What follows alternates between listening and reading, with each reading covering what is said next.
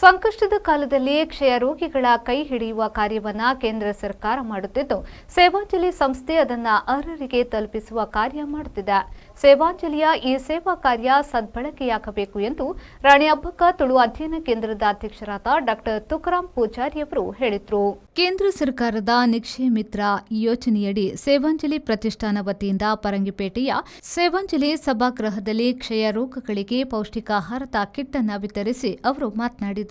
ಸಮಾಜಮುಖಿ ಚಿಂತನೆಗಳು, ಸಮಾಜಮುಖಿ ಕಾರ್ಯಗಳು ನಿರಂತರ ಜೀವನ ಪೂರ್ತಿ ಪಾಲ್ಪಡುವುದು ಅವೇ ತನ್ನ ಬದುಕಿನ ಕೂಲೆ ಕೇವಲ ತನ್ನ ಕುಟುಂಬ ಆಡಳಿತ ಬದುಕಿನ ಸಾತ್ವಿಕ ಕುಟುಂಬದೊಟ್ಟಿಗೆ ಸಮಾಜದ ಪೂರ ಜಗತ್ತದ ಪೂರ ಎಂಗೆ ಬರ್ತನಲ್ಲ ಯಾರಂದ ಬರ್ಪನಂಚಿನ ಸ್ವಾರ್ಥಿಗಳು ಸಮಾಜ ನಿಮ್ ದಾಯ ಬಂಡೆ ಬಂದಾಗ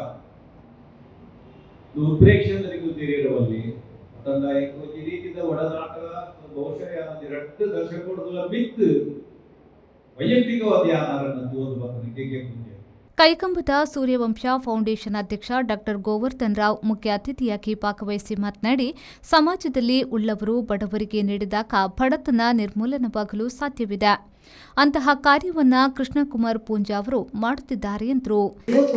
ವಿಜಯ ಬ್ಯಾಂಕಿನಲ್ಲಿ ಅಧಿಕಾರಿಯಾಗಿದ್ದಂತಹ ಕೃಷ್ಣಕುಮಾರ್ ಪೂಂಜಾರವರು ರಾಜೀನಾಮೆ ಕೊಟ್ಟು ಸೇವಾಂಜಲಿ ಪ್ರತಿಷ್ಠಾನವನ್ನು ಸ್ಥಾಪಿಸಿ ಸಾರ್ವಜನಿಕರಿಗೆ ಹಿತವಾಗಬೇಕು ಅಂತ ಹೇಳಿ ಈ ಕೆಲಸದಲ್ಲಿ ತೊಡಗಿಸಿಕೊಂಡಿದ್ದಾರೆ. ಅದರಲ್ಲಿ ಉತ್ತಮವಾದ ಸಾಧನೆಯನ್ನು ಕೂಡ ಮಾಡಿದ್ದಾರೆ. ಸೇವಾಂಜಲಿ ಪ್ರತಿಷ್ಠಾನದ ಆಡಳಿತ ಟ್ರಸ್ಟಿ ಕೃಷ್ಣಕುಮಾರ್ ಪೂಂಜಾ ಪ್ರಾಸ್ತಾವಿಕವಾಗಿ ಮಾತನಾಡಿ, ಕಳೆದ 46 ತಿಂಗಳುಗಳಿಂದ ಸೇವಾಂಜಲಿ ಕ್ಷಯ ರೋಗಿಗಳಿಗೆ ಆಹಾರದ ಕಿಟ್ ಅನ್ನು ವಿತರಿಸುತ್ತಿದ್ದು, ಈವರೆಗೆ ಒಟ್ಟು 16 ಲಕ್ಷ ರೂಪಾಯಿ ಖರ್ಚು ಮಾಡಿ 245 ಮಂದಿ ಕ್ಷಯ ರೋಗಿಗಳಿಗೆ ವಿತರಿಸಿದೆ ಎಂದು ತಿಳಿಸಿದರು. 1922 ಅಕ್ಟೋಬರ್ ಕಾರ್ಯಕ್ರಮಕ್ಕೆ ನಮ್ಮ ಆಸುಪಾಸದ ಮಂಗಳೂರು ಬಂಟ್ವಾಳ ವಂತ ಬೆಂದಗಡ್ಡ ಜನರು ಮತ್ತೆ ಐದು ರೆಸ್ಟ್ರಿಕ್ಷನ್ ಈ ಬರ್ಪುನಗಳಿಗೆ ಮಾತ್ರ ಬಡ ಕ್ಷಯ ರೋಗಿಗಳನ್ನು ಗುರುತಿಸದೆ ಅಕ್ಲಿಗೆ ಕಿಟ್ ಕೊಡುವ ವ್ಯವಸ್ಥೆನೆ ನಾವು ಮಾತನಾಡ.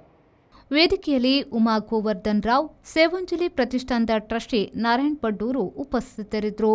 ಪ್ರಮುಖರಾದ ದೇವದಾಸ್ ಶೆಟ್ಟಿ ಕೊಡ್ಮಣ್, ಪ್ರಶಾಂತ್ ತುಂಬೆ, ಪದ್ಮನಾಭ ಶೆಟ್ಟಿ ಪುಂಚಮೆ, ಶಿವರಾಜ್ ಸುಜೀರ್, ಮೋಹನ್ ಬೆಂಜನಪದವು, ಮಧುರಾಜ್ ಶೆಟ್ಟಿ ಉಪಸ್ಥಿತರಿದ್ದರು. ಸುಖೇಶ್ ಶೆಟ್ಟಿ ತೇವು ಕಾರ್ಯಕ್ರಮ ನಿರೂಪಿಸಿದರು. ಸನೀಫ್ ಸಾಲ್ಯನ್, ವಿ4 ನ್ಯೂಸ್, ಬಂಟ್ವಾಳ.